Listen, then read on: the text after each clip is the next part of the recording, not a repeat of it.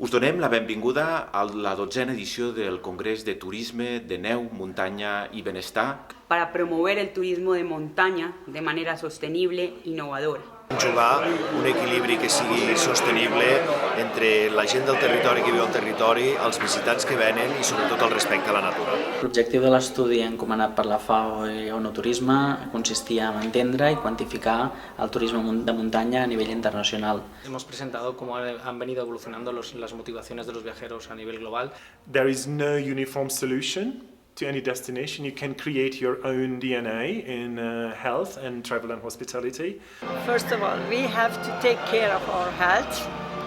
And now we are in Andorra, so definitely climate health resort should be also much more in the focus.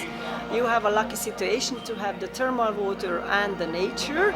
So the whole essential story is back to the nature. Un circ de pessons, que és sense cap mena de dubte una de les millors experiències de Natura, ¿no? Que toca també amb la vall del Madriu per a fitar claror. Hemos visto cómo la aparición hace ya unos años, ¿no?, del fenómeno de los alojamientos rurales ha conseguido dinamizar pueblos, fijar población y además incrementar servicios como la restauración o el comercio en estas poblaciones. Obrirà, si tot va bé, el 2027, al gener del 2027, i Icònic és un centre residencial mèdico-esportiu en alçada, com deia, adreçat no tan sols a esportistes professionals, sinó també als esportistes amateur. Sure, so I represent Chanot. We're headquartered in Switzerland and we offer medical wellness retreats. We have medical tourism and thermal tourism and wellness tourism. Wellness tourism especially is a very well developed market. L'Associació de Turisme de Salut d'Andorra el que fa és conglomerar tota l'oferta d'empreses que estan en el sector salut i que estan en el sector wellness, benestar, aigües termals. Hem estat comentant en aquesta taula rodona és precisament com utilitzar el turisme creatiu, que respon a una nova demanda, també de premium, de fet, un tipus de premium que vol experiències més humanes, més creatives, per diversificar l'oferta.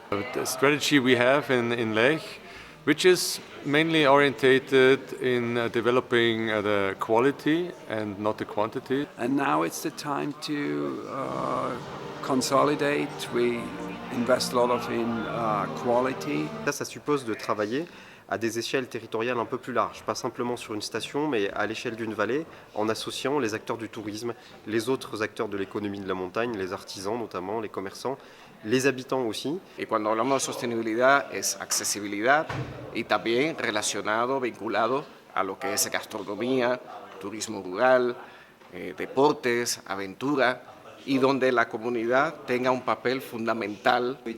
It's the tourism, it's the government, because it's public transport, so it's the government and it's an important player. It's the municipality that's an important player, and the private sector as well. So the Sustainable Alpine Tourism Initiative, or SATI as it's known, really is there to try to connect different stakeholders to scale up sustainability and resiliency solutions in mountains. Slow food means you have to give time to develop, and this is what we want to achieve, that we can talk about fair, good and clean product. El turisme necessita persones ben preparades, persones que puguin afrontar els nous reptes.